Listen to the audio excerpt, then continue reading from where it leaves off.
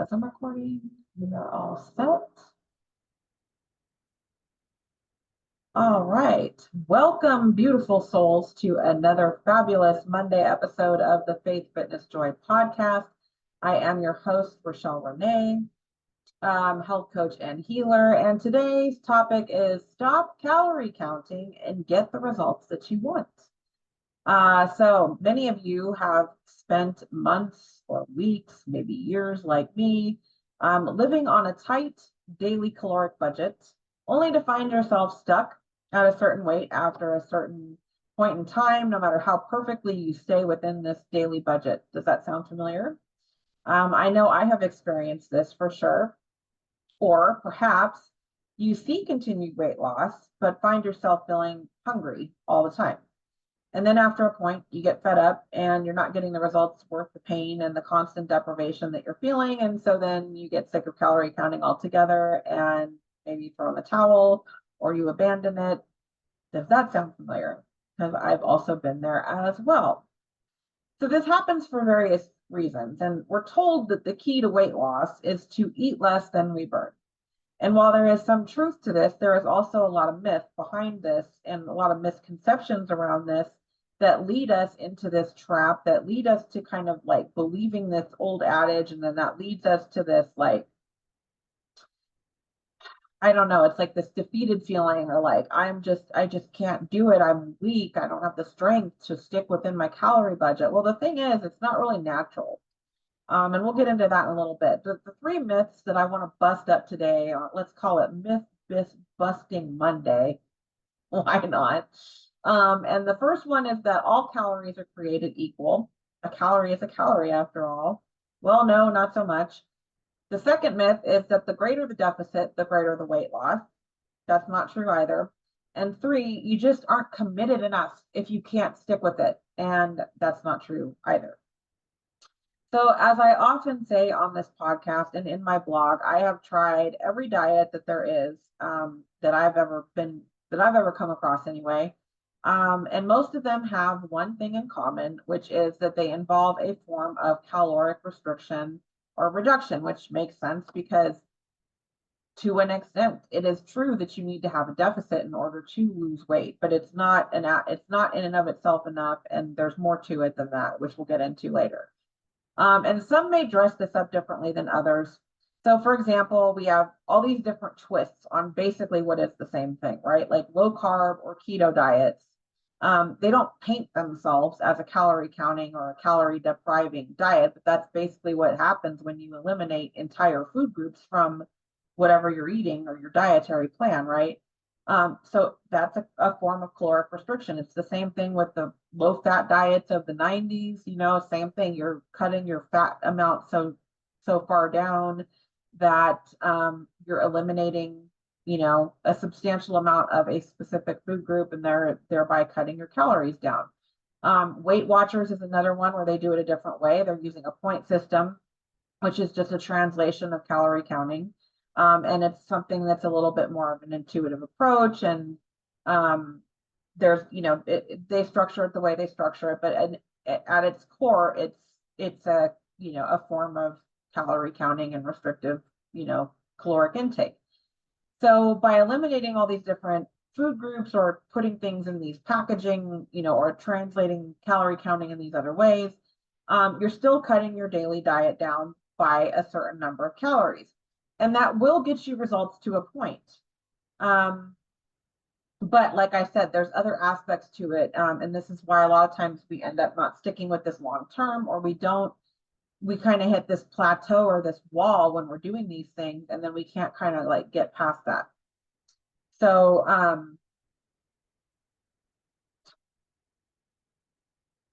let's see, I was just looking at what else I wanted to talk about on that. So and then, of course, in addition to some of these other diets I already mentioned here, you have like the straight up calorie counting types of approaches. And that's like, it always reminds me of the 80s when I was a kid, because I remember my parents talking about calorie counting, and like that was the main like diet I knew of back in that time when I was little. And it's, it's basically like having a certain amount of calories a day that you're trying to stay at. And then you're just, tracking your food and counting calories, and not really looking at much else, right? So you're just it's just strictly looking at, how many calories are in each different thing that you're eating.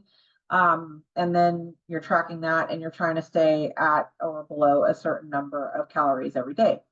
So these approaches all tend to put us in this all or nothing mindset, right? So we want results faster, and then we aim to make the deficit as large as possible because we're thinking, well, if cutting my calories 200 calories a day is going to help me lose weight, then what if I can get 500 less a day, right? So we kind of get into this way of thinking around that, because we want to get the results faster, and we think that if we do that, that's going to help us get there. But we do this by going overboard with exercise and then eating as little as possible. And then that, like I said, it puts us in this mentality that if we aren't perfectly following everything all the time, then we're doing a bad job or we're failing, right? And then that makes us feel discouraged and it makes us feel defeated. But really what's happening is our body is like fighting us. It's like, because it's not getting what it needs, because a lot of times when we're doing these low calorie diets, we're also not eating the best stuff, right? We get in this like, well, as long as I'm under 1,200 calories a day or 1,500 calories a day or whatever it is, then it's like, we're not necessarily looking at the quality of what we're eating. So the biggest issue with focusing solely on calorie counting or caloric restriction, regardless of the form it takes, is that it fails to factor in the quality of what we eat. And the focus then becomes on restriction and weight loss instead of properly fueling our bodies. And this is one of the reasons that I don't like the concept of a diet in the first place, because it's restrictive in its nature, right? We think about going on a diet, right? And so then it's like this mentality of like what you can't have, what you can't do, right? It's like living on this giant list of things you can't eat. And so on the subconscious level, we're in a state of deprivation or feeling deprived. We're limiting and restricting ourselves. So we're always approaching eating through this lens of what we have to avoid or what foods are bad. And then this, in effect, becomes a form of self-punishment rather than self-care. And it happens in a very subtle way. And then on the surface, we're getting healthy, we tell ourselves, we're exercising and we're eating less. Surely this is a good thing, right? Well, again, no, not really, because it depends on how far you're taking this. So there's all sorts of things that happen in our bodies and our minds when we do this. And one example is restricting calories too much, meaning that the deficit in what you're consuming and what you're burning, when that becomes too large, it's going to affect the hormones that are involved in the metabolism, especially if you're doing the crazy cardio, which I'm totally guilty of doing for most of my life, right? A lot of women do this, we think cardio is everything. We want to burn as much fat as possible. And then we get into thinking like, well, if cardio is good, then surely like doing as much at as high a level as possible is the best way to go. No, because you are just creating all kinds of havoc in your hormones, and that's going to catch up with you in the long run. So after a certain point, your metabolism is going to start to slow down because you're basically starving yourself, even though on the surface it doesn't seem like it. But because you are putting yourself in this extreme deficit while also doing a ton of exercise, usually, your body is like going to start responding by like firing off more of certain types of hormones because it's trying to get you to feed it, basically. And it's going to start to hold on to whatever body fat you do have, because it's like, well, there's a famine here.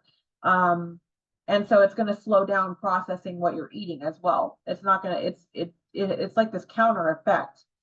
So then in our response to this, our natural instinct or impulse is to restrict ourselves even more and increase our exercise even more, because surely we just aren't working hard enough. And then this makes the whole situation worse. And that's why the scale stops moving, even though you're doing more. And I've seen this happen myself. I've known other women who've had this happen. I've worked with women who've this happened, where you're doing all the things, you're in a deficit, you're exercising a lot, and you're eating the right types of foods, and you're still not losing weight. And in some cases you will start to gain, because again, your body is going to do whatever it can to hold on to whatever it gets. So while even though you're eating these lesser calories, your body is slowing its metabolism down, and it's going to hold on to whatever calories you're giving it as much as it can. So in the meantime, you're burning yourself out, and this is not sustainable for anyone. So sure, you can, push yourself and will yourself to a certain point, but eventually your body is going to like shut down or knock you down if you don't like figure this out. It will force you one way or another, and it will often do this through injury or illness. And eventually you're going to crack, and then you're going to overeat. And then again, this is really just your body using your hormonal system and your nervous system to like influence you, let's say, to consume more because it's not getting what it needs. It's not getting enough for all of this activity and this extra effort and this extra energy that you're burning. So then when we finally cave, when we finally have those moments where we binge or we eat whatever we want, because we're just we can't take it anymore, then we start to feel guilty and we start to feel bad and like a failure and all this other stuff starts to happen. And then we get into that, well, I can't, I'm just too weak. I blew it. And this is all occurring because our focus was on the wrong thing. And because we've been misled by the tenets of a lot of these different diets and the fitness industry and a lot of this messaging that's out there around, deprivation of food and overexertion and exercise are these keys to, being shredded and looking a certain way. Personally, I've spent far too much of my life in this trap. The majority of my life, I'm just now having an aha moment about this. I'm 45 years old. I started with this when I was about 14.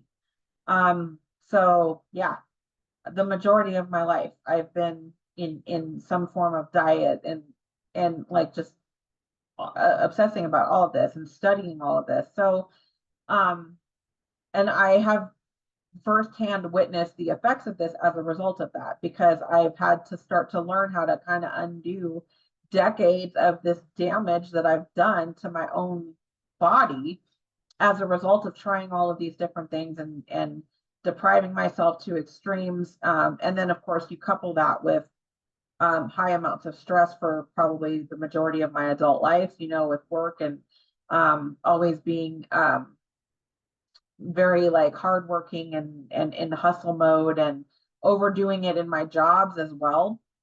And so that also plays a role with regard to your hormones, and stress levels are a huge factor in all of this as well. So anyway, I'm telling you, I've learned the hard way that, and in many respects, I am still working to kind of reverse all of this that I've done over the years by, trying all these fad diets and doing all these extremes to try to reach this goal that is really probably not realistic for most people, and it's not really obtainable. I mean, in the years since and in more recent years that I've been studying more and more about nutrition and fitness and things like that, I've learned that a lot of these people that we see that are like super fit and like some of the fitness models and stuff, like, I mean, the way that they have to live in terms of their daily consumption and exercise and all of that to look like that is not necessarily how most people want to spend all of their time.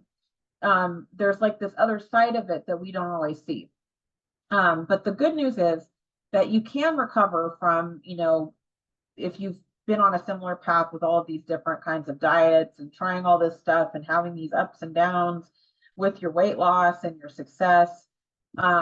There is a way to kind of come back from all of that and have a life that's saner and a lifestyle that's sustainable and enjoyable, that you can still transform your body and get great results. Even better news, you can get the physique that you want without torturing yourself every day, all day long. And in fact, the more that you eat, of the right kinds of foods, the foods that your body desires and needs to fuel and function properly and efficiently, the better your body will look. So there is some truth to one of these old adages that we are what we eat. Exercise is equally important. So I would say that, yes, our nutrition can take us to a certain point, but exercise is really important with helping us look nice, right? With helping our physique look a certain way, assuming that we are talking about an exercise plan that includes strength training. You will never hear me not advocate to weightlift because it is so important in so many other ways. That's a whole other podcast episode. So the myths. What are these myths and misconceptions that get us into this boat in the first place? And what are some better ways that we can go about getting the results that we want? So let's get into it. So the first one, all calories are created equal, right? This is like a kind of like an implied one, right? It's implied in this whole, like, I always think of it, in my mind, this goes back to the 80s. Who knows? Maybe it goes further back, but it's like calories, calories. It's all just what you eat. It's how many calories you eat and nothing else matters. And so that's where this concept comes from, that like, it doesn't matter what the calorie source is. It's just whether you had too many calories.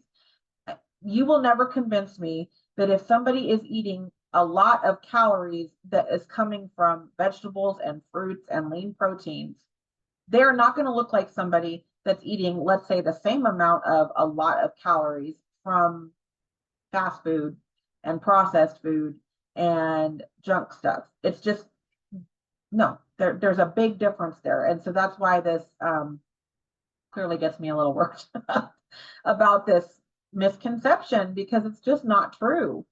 So again, this is the first myth, that all calories are created equal. We've probably all heard calories in, calories out, or some iteration of that. Now, technically, this is true to an extent. If you're looking at it from a purely energetic perspective, like a burning of energy. That's basically what a calorie is, right? It's a unit of measurement of energy. So food is energy, and so they have calories. Each different food has a certain amount of calories, which just tells you how much energy that source of food has.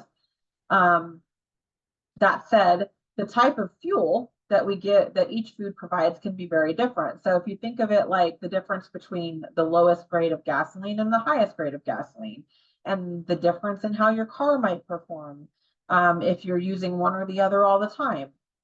It's kind of a similar concept with your body. So let's say that you set a daily caloric budget of 1,500 calories.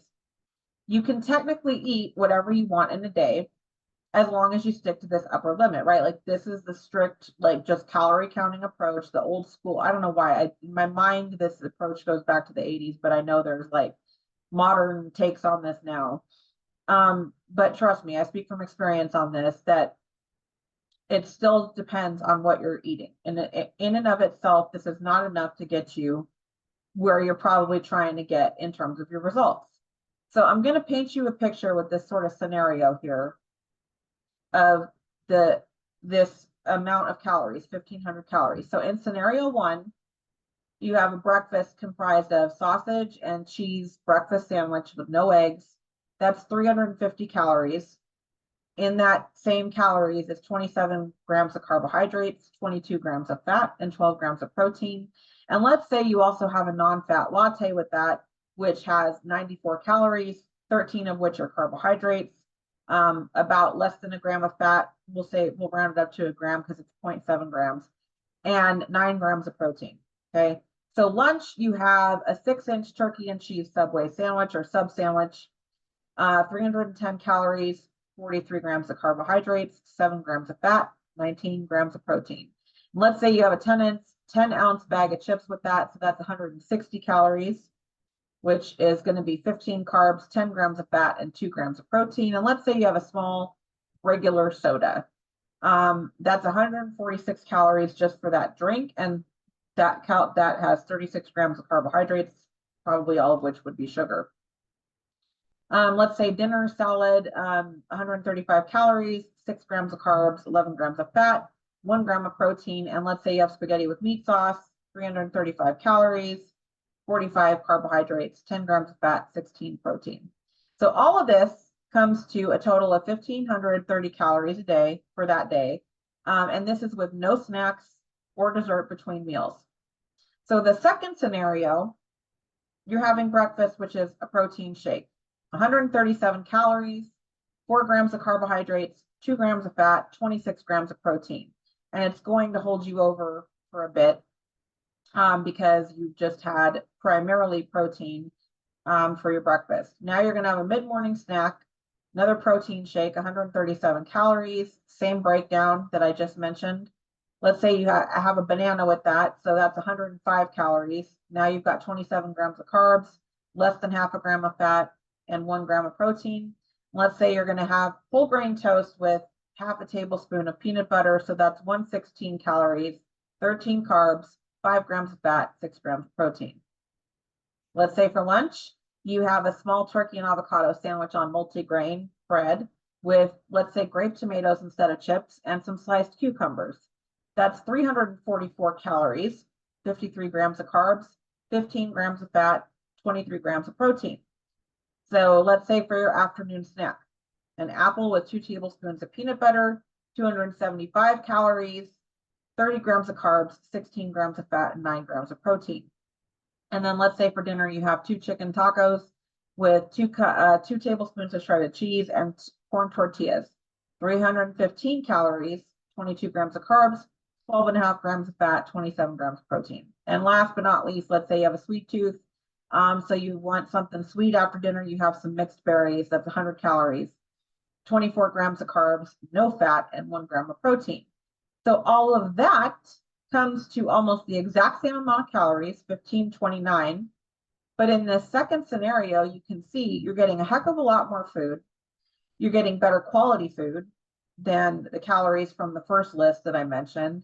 And you're eating throughout the day. This is with 3 snacks.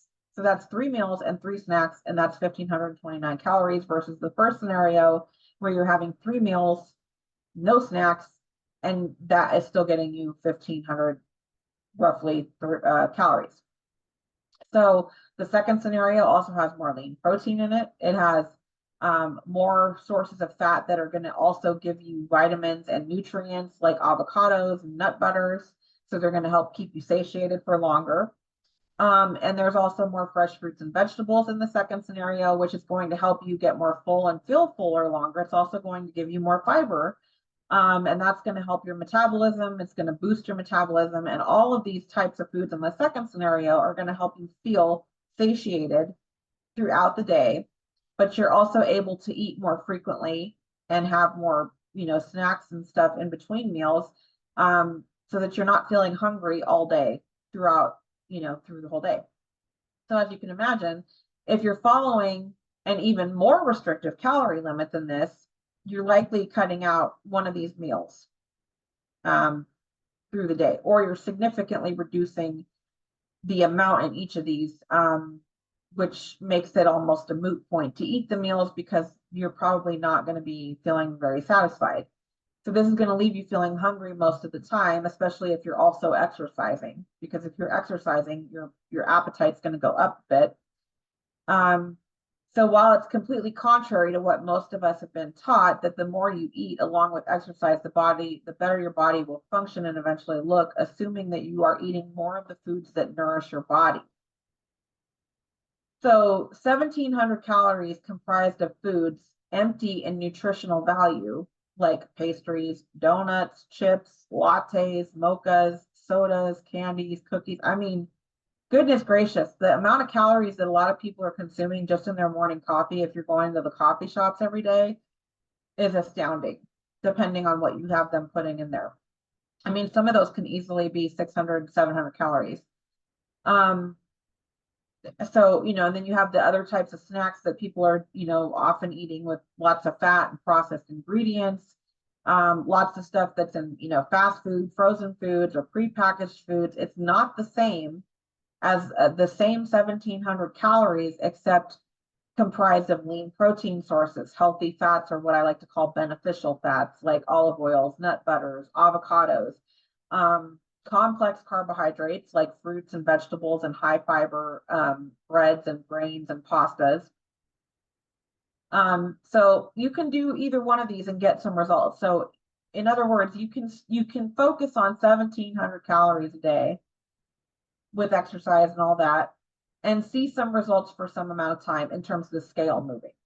But it's a lot harder to sustain it when you're eating a lot of the processed stuff and the sweets and the sort of junk, versus when that same amount of calories is comprised by whole fresh foods that are higher in nutritional value, because those things are going to satiate you more. They're going to give your body what it wants and needs, which means your body is not going to be screaming at you all day long as you start to adapt and apply this consistently, because you're actually fueling your body properly.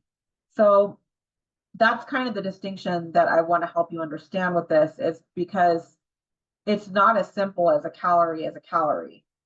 You can only follow that for so long before it's going to start to kind of like backfire. Your body is going to start to try to come up with all of these different ways to get you to eat more. So the second myth or misconception is this idea that the greater the deficit, the greater the weight loss. And again, I can only think of maybe 2 times in my life where this held true for a certain amount of time before I ran into like a plateau and stopped losing weight completely. And then since then, probably because again, I've been doing decades of like all these different dieting, this doesn't really work for me at all anymore. So again, this is another pervasive myth around nutrition and weight loss that continues to float around out there. And looking back, I can't believe how many years of my life I tortured myself believing this, but I didn't know better. And a lot of us don't know better. And that's one of the reasons I'm doing this and talking about this today on today's episode. I've done several variations of low calorie diets that were straight calorie counting approaches, like I mentioned before. And one of them was based on what you wanted to weigh. I don't even remember where I got this. I don't know if I think it was like a word of mouth kind of thing or something, or maybe something that like a guest on a talk show said at one point in time. But so let's say you want to weigh 130 pounds. And so you basically just add a 0 to that number, and that's your calorie limit for the day. So if you want to weigh 130 pounds, you eat 1,300 calories a day. So another way, or another approach was staying under 1,000 calories a day, at or 1,000 calories, at or under 1,000 calories a day. That was another one I did. And then you had like one day a week where you went up to like your max amount of calories, which is basically like eating at your basal metabolic rate, I think it was, or something like that. But that was only one day a week. And that the idea there was like that you'd spike it up and like rev your metabolism up and then you go back down to the 1,000 calories a day. But the most insane one that I ever did, and every time I say this out loud, I blow my own mind that I did this, was 500 calories a day while working out for between 60 and 90 minutes a day. I was doing this. I don't even know how I was doing this. I like looking back on, especially because I was still working a crazy job. But yeah, I did that. And I don't recommend any of these approaches, by the way. I'm just telling you these are things that I have tried. And these are the extremes that a lot of people will go to try to, get these results that we want. And part of that is because, we're, being real, we want to get results quickly. We want to get where we want to go quickly. But when it comes to body transformation is what I like that term better than weight loss. Because weight loss it's not just about the scale. What most of us want is, we have an ideal in our mind of a certain physique, maybe it's a size. And that's really like most of us, if we could get to that image in our brain, we wouldn't give a crap what the scale said, right? Like if we looked that way and we could wear the clothes we want to wear and feel the way we want to feel in those clothes, nobody would care what the scale said. So it's really more about transforming your body. So the basic idea of this whole myth about the greater the deficit, the greater the weight loss is that when you're trying to lose weight, the greater the deficit every day, the more weight loss you lose. That's the idea.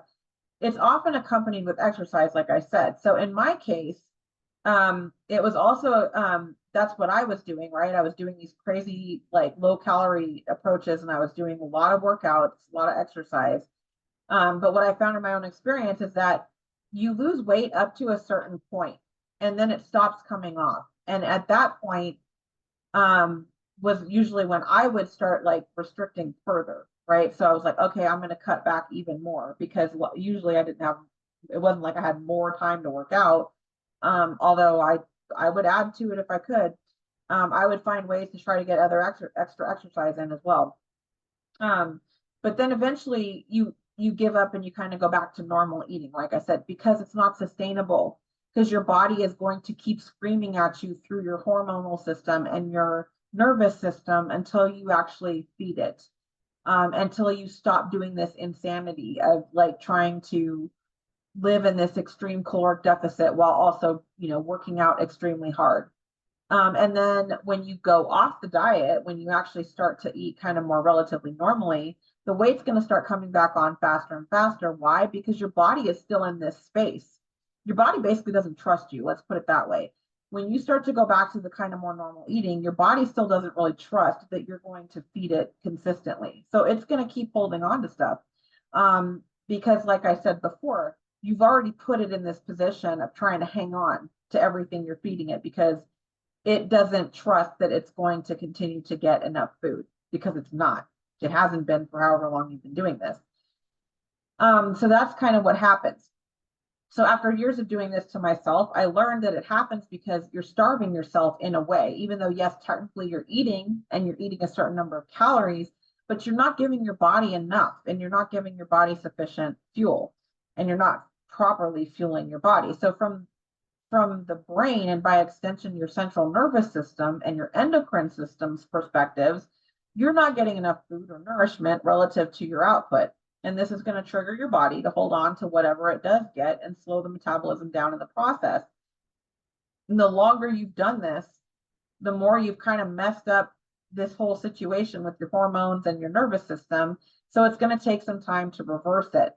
But with consistency, it will start to reverse. Your body will start to trust you again. It will start to transform, and you will start to see the weight come off, and you'll start to see, the changes in your body. So that's the third myth. And then the last one is that you just aren't committed enough if you can't stick with this. Well, hopefully I've busted that myth all to hell with everything I've just shared with you about these other two and what happens. It's not that you can't stick to things. It's not that you just aren't committed or you don't want it bad enough. It's that this is crazy stuff that's not like, we're not designed to sustain long term. And your body is trying to keep you alive. It's trying to keep you well, and it needs the proper fuel to function properly in order to do that. So your body's just doing its job. And you are kind of just making it harder on your body when you do these things, with these crazy diets. And again, a lot of us don't know this. We don't understand this because we learn these different fitness approaches and these diets and these restrictions from all these different programs and things out there. Again, I've done them all, so there's no judgment over here. Please believe me. But it has this sort of backfire effect on us, and it's not sustainable. So it's not that you're weak. It's not that you don't want it bad enough. It's just that it's not sustainable. It's not realistic. Your body needs a minimal level of nourishment, and it requires protein, fat, and carbohydrates to function properly. It needs all three of these things. This is our nature and our biology. So cutting entire food groups or over restricting our caloric intake in some form or fashion is not sustainable for a lifetime. And when you find yourself finally veering from one of these types of plans, remember that it's not a character flaw or a weakness or something along those lines. It's your body rebelling against it. And it's going to use everything it can. It's going to use your hormones. It's going to use your nervous system. It's going to use your brain, to try to get you off of this crazy restrictive approach. And then, life is short and quality of life is important. Do you want to live your life and enjoy it, including enjoying foods and vacations and different social events, without worrying about all this, right? Or do you want to be in this obsession with it, where you're always worried about food? And I've lived that way, and I just don't recommend it. And I got to a point where I was like, there has to be a better way, and there is. And it's a lot of the nutrition plan I use in my coaching programs. Also what I've laid out in my new ebook, which is called Fit Phoenix 6-Week Slim Down. Check it out.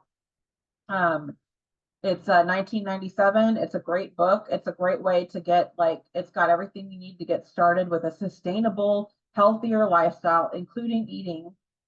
Um, that's going to fuel your body. And the thing is, you don't have, it doesn't have to be like, rabbit food, like a lot of us think of when we think of dieting, right? We think like, oh, I've got to live on lettuce and carrots and chicken breast, to lose weight or to look a certain way. And that's not true. And there's a lot of flexibility and um, there's a lot of ways to still enjoy a lot of the foods that you really love. It's just about learning how to cook and swap things out and make things differently, using different ingredients, lessening on certain things, certain types of ingredients and things like that. And it's about doing this consistently over time. It takes time and it takes consistency. But the beauty is it's sustainable. It's something you can take with you on vacation. It's something you can take with you to the parties or whatever, because there's usually stuff that you can still have within, this type of an eating approach, without completely derailing your progress. And the other thing is when you're following this consistently, and this is a way of life for you, having that occasional indulgence is not going to throw off all your progress, and you're not going to gain all this weight overnight, from going to a wedding and having, enjoying yourself at a wedding, or going on vacation and trying some of the food while you're out on vacation or whatever, right? Because again, when you're doing this consistently, your body is much more adaptable and it's much more efficient, which means it can better manage those ups and downs and fluctuations when you do have that indulgence and maybe steer from kind of what you normally are eating. So those are the 3 myths and misconceptions I wanted to bust up for you on this beautiful Monday afternoon. I really hope this has been helpful for you. If you do want to get my ebook, I'll include the link in the comments, or you can just reach out to me via DM, and I'd be happy to get you a copy of it. Like I said, it's available for $19.97, which is a great price. It's going to get you a good 6-week plan, which is more than enough to get yourself established with a healthier lifestyle, and it covers everything you need from mindset to nutrition to exercise. It has 6 weeks of meal planning in it. It's got recipes, it's got sample meal plans, it's got workouts, and all kinds of good stuff for helping you start to shift your mindset and really get your head in the game and make the commitment to yourself. So I hope you'll consider checking that out. As always, thank you so much for joining me today and for tuning in, and for all of you who subscribe to this podcast and all my loyal listeners. I really appreciate you all. And if you do like this podcast, and you'd like to support the show, I would greatly appreciate your contributions. So I will include a link for that in the comments as well. It's also in the podcast description on the podcast apps if you want to grab that link and make a contribution. Otherwise, I wish you all a wonderful rest of your afternoon, and I will see you next time on the Faith, Fitness, Joy podcast.